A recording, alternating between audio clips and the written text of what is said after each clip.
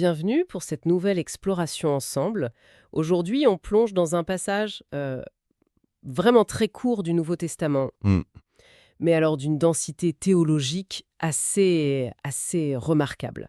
1 Timothée chapitre 2, versets 5 et 6. Ah oui, en effet. De tout petits versets qui sont comme à concentrer de concepts fondamentaux. C'est un vrai défi, en fait, d'en saisir toute la portée en si peu de mots. C'est exactement ça. Notre source unique aujourd'hui, c'est donc cet extrait précis, et notre mission, si on peut dire, c'est de le décortiquer un peu, d'en extraire les idées maîtresses, comprendre non seulement ce qui est dit, mais aussi le poids de chaque mot, de chaque affirmation. Oui, c'est ça. Alors, allons-y, je vais d'abord relire le passage pour qu'on l'ait bien en tête. Bonne idée. En effet, il y a un seul Dieu, il y a aussi un seul intermédiaire entre Dieu et les êtres humains. C'est un être humain, le Christ Jésus, qui a donné sa vie pour libérer tous les humains. C'est là le témoignage que le Christ a donné au moment fixé par Dieu. Voilà. La structure elle est assez claire, finalement. Deux affirmations principales, suivies d'une explication, et puis une sorte de conclusion qui touche au temps et au témoignage. C'est ça. Commençons par le commencement, si je puis dire. Cette première affirmation, elle est presque d'une simplicité désarmante. Il y a un seul Dieu. Hmm. Qu'est-ce que ça implique réellement, cette affirmation, dans son contexte d'origine? Parce que ça peut nous paraître évident aujourd'hui, mais Oui, oui, sa simplicité est trompeuse. Il faut vraiment s'imaginer le monde dans lequel cette lettre est écrite, hein, probablement vers la fin du 1er siècle. L'Empire romain, c'est un melting pot religieux incroyable, ah oui, mais largement dominé par le polythéisme. Chaque cité, chaque fonction, même chaque élément naturel pouvait avoir sa divinité. Il y avait le panthéon gréco-romain officiel, bien sûr, mais aussi les cultes locaux, les cultes à mystère, et même le culte impérial, qui divinisait l'empereur. d'accord. Alors dans ce paysage-là, affirmer un seul Dieu, ce n'est pas juste une banalité philosophique, quoi. C'est une déclaration radicale, presque subversive. Subversive, oui. C'est donc une rupture nette avec l'environnement ambiant. Absolument. Et ça s'inscrit bien sûr dans la tradition du monothéisme juif, dont le christianisme est issu. Le fameux schéma Israël. Écoute Israël, Le Seigneur notre Dieu est le seul Seigneur, voilà, c'est au cœur de la foi juive. Donc, réaffirmer cette unicité divine avec une telle force, ce n'est pas seulement poser un fondement théologique, c'est aussi tracer une ligne de démarcation très très claire avec toutes les autres pratiques religieuses de l'époque. et ça implique l'exclusivité. Hmm. Ce Dieu unique, ce n'est pas juste le plus grand parmi d'autres, non, c'est le seul véritable Dieu. Ce qui veut dire que toute autre forme de divinité est implicitement rejetée. D'accord. Cette affirmation initiale, elle pose donc un cadre très strict en fait. Oui. Et le texte enchaîne immédiatement. Avec une autre affirmation d'unicité. Il y a aussi un seul intermédiaire entre Dieu et les êtres humains. Oui, si Dieu est unique, le chemin vers lui, ou en tout cas le pont, il l'est aussi, selon ce passage. Exactement. Et cette idée de médiation, elle est cruciale ici. Parce qu'elle présuppose qu'il existe une sorte de séparation, ou en tout cas une différence fondamentale entre Dieu et les humains. Une différence de nature, Sylvie. Oui, une différence de nature, de sainteté, ou peut-être une rupture causée par ce que la théologie appelle le péché, enfin, bon. Le médiateur, c'est celui qui franchit cet écart, qui reconnecte les deux parties. D'accord. Or, le texte ne dit pas juste qu'il existe un médiateur, il dit qu'il n'en a qu'un seul. Et ça, c'est une deuxième affirmation d'exclusivité qui est aussi forte que la première sur l'unicité de Dieu. Et ce qui est peut-être le plus surprenant ici, c'est la qualification de cet intermédiaire unique. Le texte dit « c'est un être humain, le Christ Jésus ». Il insiste vraiment sur son humanité. Oui. Pourquoi c'est si central?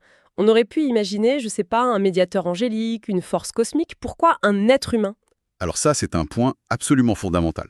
Et c'est l'une des spécificités les plus marquantes de la théologie chrétienne, telle qu'elle se développe à ce moment-là. Le fait de souligner la nature humaine du médiateur, c'est essentiel. D'un côté, ça suggère que pour représenter valablement l'humanité devant Dieu, pour plaider sa cause, ou même pour la comprendre de l'intérieur, Il faut être humain soi-même. il faut partager cette humanité. Voilà. Le médiateur n'est pas une entité lointaine, étrangère à la condition humaine. Non, il en fait partie intégrante. Donc son humanité serait la condition même de sa capacité à établir ce pont, du côté humain en tout cas. Selon cette perspective, oui, tout à fait, il peut se tenir aux côtés des humains parce qu'il est l'un d'eux.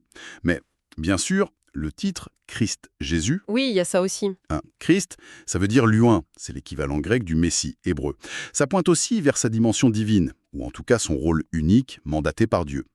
La théologie chrétienne va développer longuement cette idée de la double nature, divine et humaine, de Jésus-Christ, comme étant la clé de sa médiation parfaite. D'accord. Mais ce passage précis, ici, il met vraiment l'accent sur l'humanité, comme qualification première pour ce rôle de pont. Et c'est assez puissant quand on y pense. Le lien entre le divin et l'humain passe par l'humain lui-même, en la personne de Christ Jésus. C'est vrai que c'est une idée forte. On a donc l'identité du médiateur. Mais le verset 6 ne s'arrête pas là. Il décrit l'action qui le définit, qui a donné sa vie pour libérer tous les humains. L'identité et l'action sont, Indissociable. oui, indissociables. Qu'est-ce que ça implique, se donner sa vie? Là, on est au cœur de l'action médiatrice décrite ici. Donner sa vie, ça évoque immédiatement le sacrifice, l'autodonation ultime.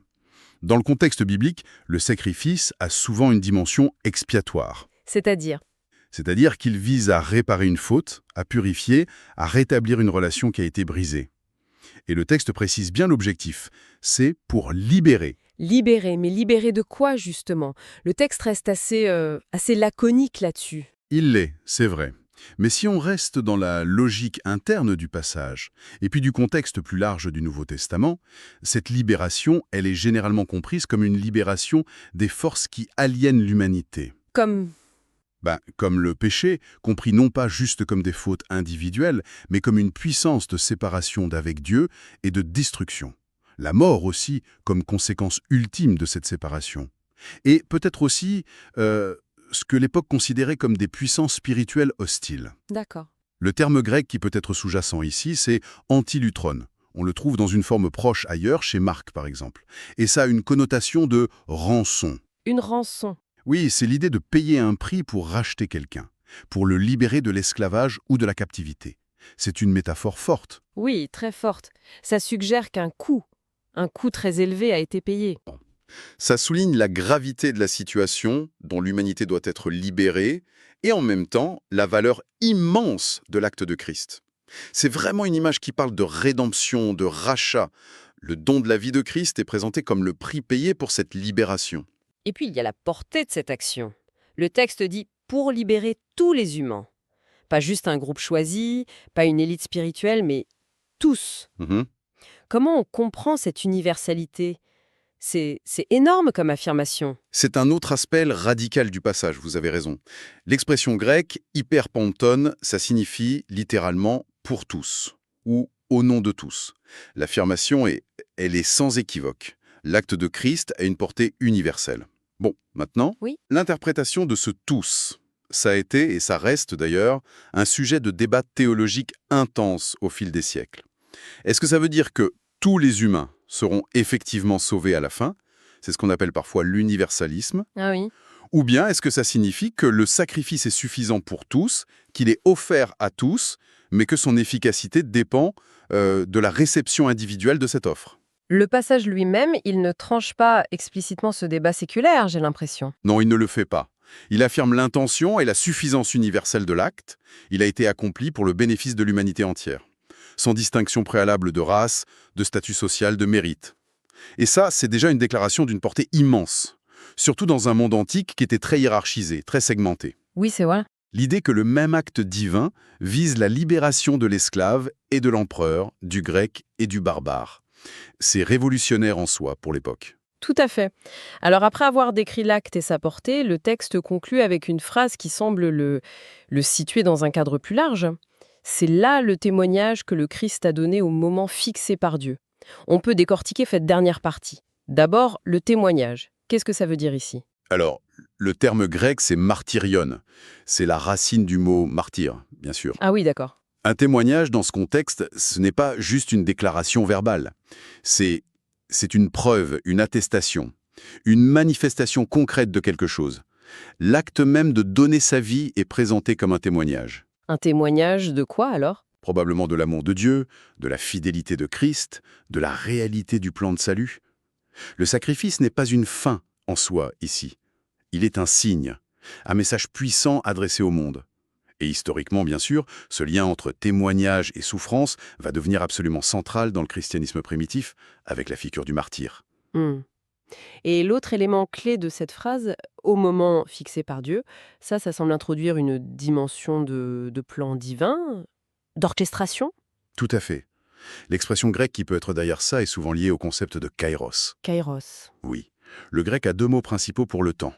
Chronos, qui est le temps qui passe, la durée quantitative, l'heure qu'il est. Le temps de la montre. Voilà, c'est ça. Et puis, il y a le kairos. Ça, c'est le moment opportun, le temps qualitatif, le point culminant, le moment décisif qui est voulu et choisi par Dieu. Donc, affirmer que ce témoignage a eu lieu au moment fixé par Dieu, le grec dit kairos idiois, littéralement au temps propre ou au temps voulu, c'est dire que cet événement central, La mort et la résurrection de Christ, implicitement. oui, implicitement, que cet événement n'est pas l'accident de l'histoire, ni le résultat fortuit de circonstances politiques ou sociales.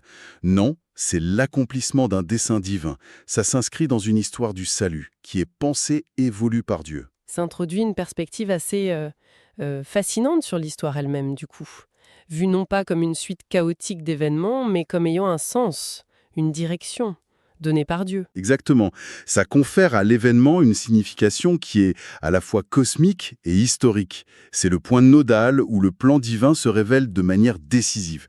Bon, ça soulève aussi la tension théologique classique, entre la souveraineté divine, le plan de Dieu, le kairos, et l'action libre et responsable des acteurs humains. Oui, Jésus qui donne sa vie, mais aussi ceux qui l'ont condamné. Le texte, il ne résout pas cette tension, mais il affirme très fortement la dimension de planification divine derrière tout ça. d'accord. Si on essaye maintenant de rassembler un peu les fils de notre discussion, quels seraient les points d'ancrage essentiels que ce court passage établit?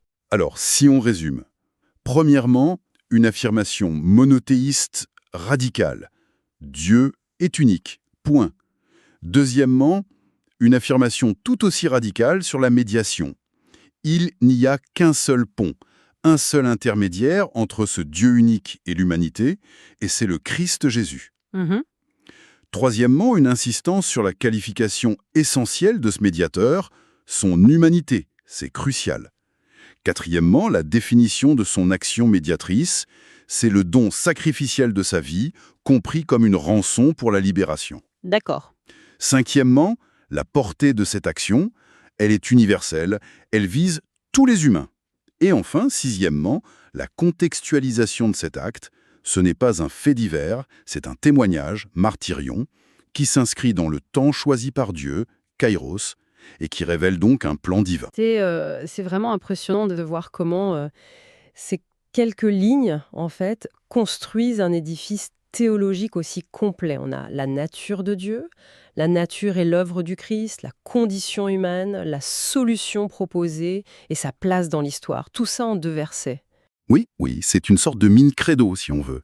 Un résumé extrêmement dense des convictions fondamentales de l'auteur. Chaque mot compte, chaque affirmation ouvre des perspectives immenses. On comprend pourquoi ce passage a été si commenté au fil des siècles et pourquoi il a servi de fondement à tant de développements doctrinaux par la suite. Oui. La concentration d'idées majeures, elle est vraiment saisissante, quoi. Mais ce qui est fascinant aussi, c'est de voir comment ces affirmations, même si elles ont été formulées il y a près de 2000 ans, elles continuent de susciter la réflexion, le débat.